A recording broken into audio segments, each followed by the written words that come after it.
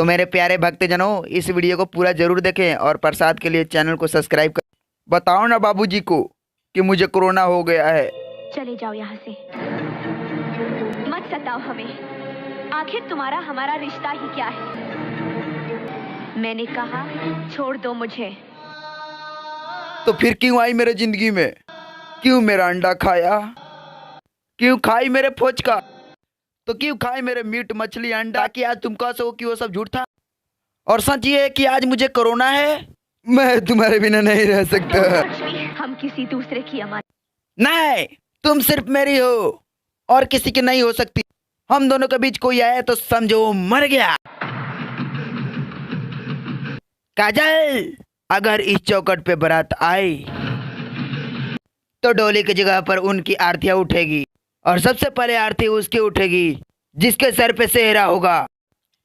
Corona फैला दूंगा, corona.